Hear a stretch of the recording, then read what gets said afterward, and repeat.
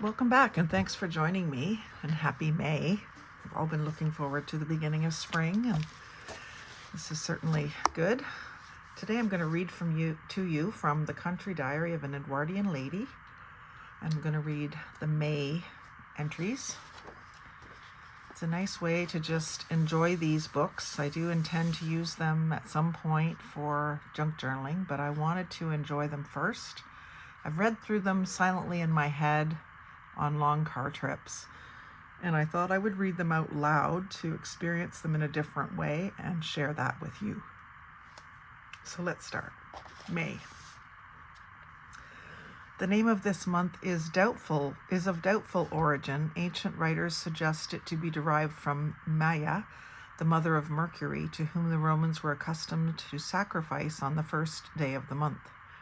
May Day is the name given to the first day of the month in England, when in old days the people went out at dawn to welcome the advent of spring. May queens and maypoles were once general throughout the country. The last maypole erected in London was taken down in 1717.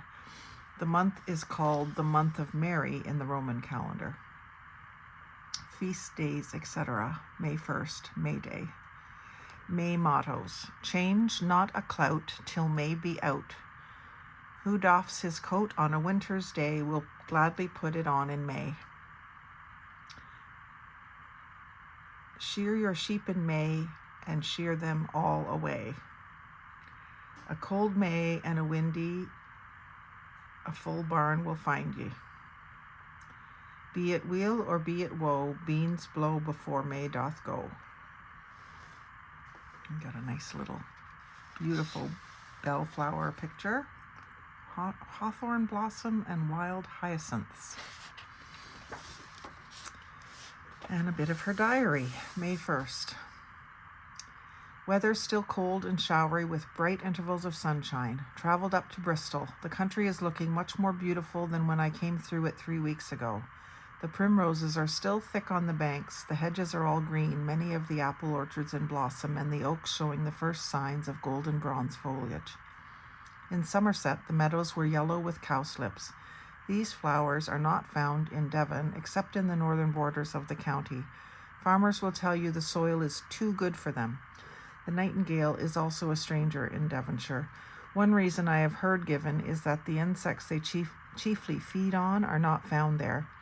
I think this is likely to be the true explanation, as otherwise this flowery, fertile corner of England would seem to be a very paradise for them. 2nd, traveled back to Warwickshire, slightly warmer with continuous rain. 3rd, warm southwest wind with heavy fall of rain. Gathered some wild pear blossom and the first cowslips I have picked this year. Saw 2 hen blackbirds sitting on their nests in a hollow tree. The crabapple is only in bud here yet, as are the wild hyacinths. 4th, heard the cuckoo. 5th, I saw a pair of whitethroats today down Widney Lane. They were evidently rivals and were chasing each other through the bushes, singing loudly all the time. By the Blythe, I saw a very handsome pair of black-headed buntings in the meadow. Alongside the stream there was a fine display of marsh marigolds and ladies' smocks, all silver white. Here I gathered the corn crowfoot and crosswort bedstraw. 7th, weather very close and sultry. I discovered a most carefully hidden robin's nest today in a marshy spinney in Elmdon Park. I was stooping down to gather some cowslips when a robin fled out over my hand, and from under the roots of an alder tree growing close beside me. It was quite a small tree, supported by 4 strong roots which held it up clear of the ground, forming an archway. In this cavity, right under the center of the tree, was placed the nest, which contained 5 eggs. The crabapple trees and the bushes are looking very beautiful now, covered with pink blossom and crimson buds. Beautiful.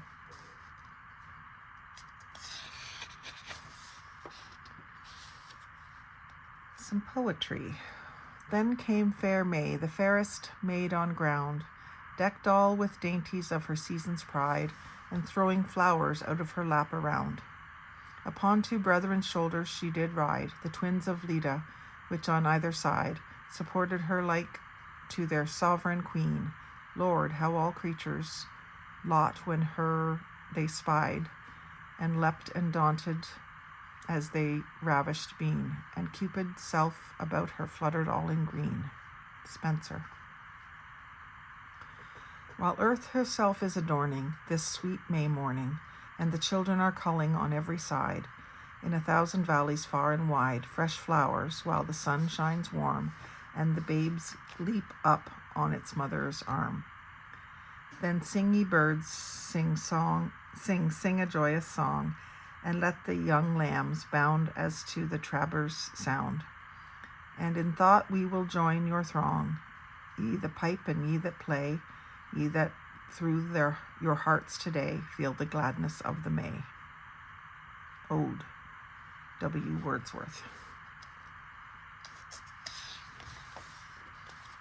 May 9th.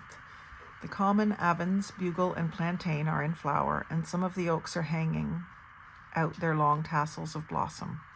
I saw a moorhen's nest today, and it was placed on the stump of an old alder tree at the edge of a pond, just out of reach of the bank.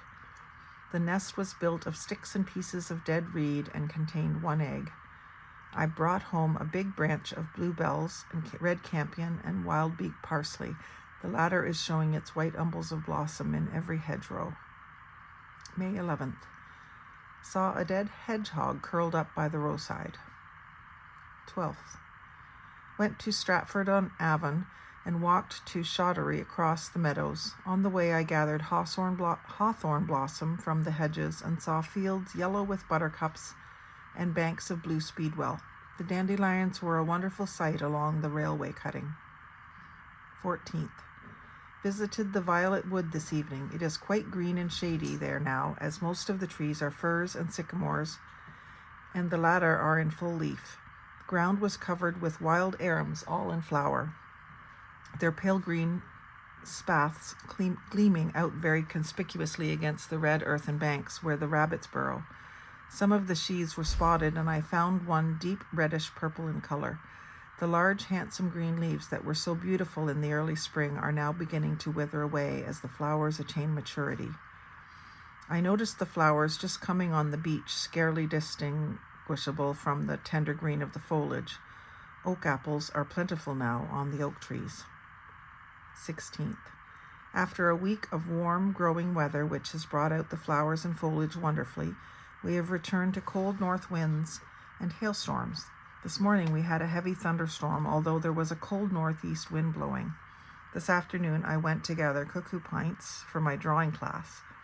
Going through the wood, I picked up a thrush's egg lying on the ground under the trees. Some of the horse chestnut trees are a mass of white blossom. On my way back from Knowles this morning, I made a halt at Woodney. I saw the reed buntings again by the Blythe. I think they must have their nest there. There are quite a number of new flowers in bloom on the marsh by the river. Since I passed a fortnight ago, instead of the unbroken patches of golden kingcups, the marsh is now white with pretty flowers and the large flowered bitter cress. And now a poem. Whoever lives true life will love true love. I learnt to love that England very oft, before the day was born or otherwise, through the secret windings of the afternoons. I threw my hunters off and plunged myself among the deep hills as a stunted stag will take the waters, shivering with the fear and passions of the course. And when at last escaped so many a green slope built on slope, betwixt me and the enemy's house behind, I dared to rest or wander in a rest, made sweeter by the step upon the grass, and view the ground's most gentle dimplement, as if God's finger touched but did not press in making England. Such an up and down of verdure, nothing too much up or down, a ripple of land, such little hills, the sky can stoop to tenderly, and the wheat fields climb. Such nooks of valleys lined with orchises, fed full of noises by invisible streams, and open pastures where you scarcely tell white daisies from white dew at intervals. The mythic oaks and elm trees stand out self-poised upon their prodigy of shade. I thought my father's land was worthy too of being my Shakespeare's. Aura Lay, E.B. Browning.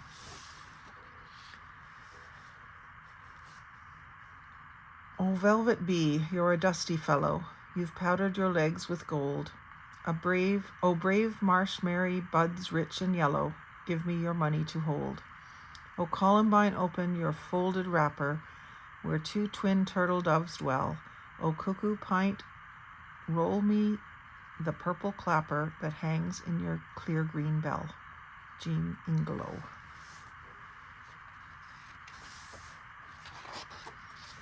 May 19th. I also gathered the yellow weasel snout, lady's mantle, field scorpion grass, and the garlic, the latter just breaking through its green sheath. The hedgerows are haunted by young fledglings, chiefly blackbirds and thrushes. I saw one precocious young robin trying to capture a worm nearly 3 times as long as itself. Have seen 2 queen wasps this week. 22nd. Holy maple and mountain ash in flower. Holly, maple, and mountain ash in flower. 26th. Walking through the fields today, I gathered the pretty little yellow heartsease growing among the grass and the clover. This species is not nearly so beautiful as the mountain pansy with its richly tinted petals of purple and yellow, which grows plentifully on many upland pastures and hillsides in the mountainous parts of Britain. I also picked the blue field madder and pink clover in blossom. 29th. Saw some dog daisies in flower on the railway bank. My sister brought home some beautiful white meadow saxifrage she had picked in some fields near Hatton. Common earthnut, furnitory, and black medic in flower. May has been a cold, stormy month.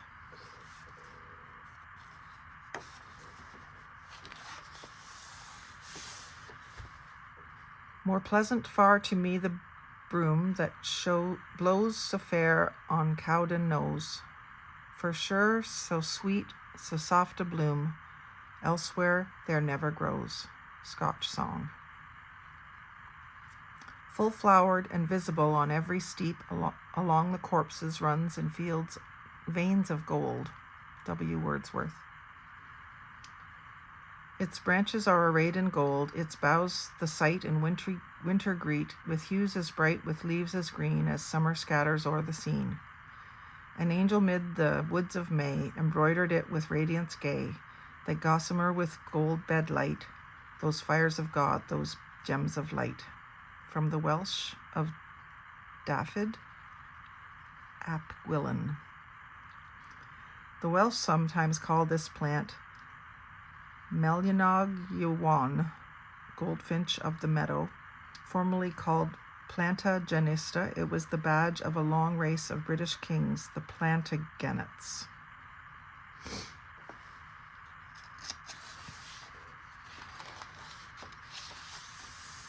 See, she spent a good time on May. Among the many buds proclaiming May, decking the fields in holiday array, striving we shall surpass in bravery, mark the fair flowering of the hawthorn tree, who finely clothed in a robe of white, fills full the wanton eye with May's delight. Chaucer. Hedgerows all alive with birds and gnats and large white butterflies, which look as if the Mayflower had caught life and palpitated forth upon the wind. E.B. Browning. And that brings us to June. So I hope you'll join me again on June 1st, and we'll read to you from the book again. Thanks for joining me, and I hope you're enjoying this read-along series. It's just another way we can enjoy these books. Thanks for watching me, and have a great day.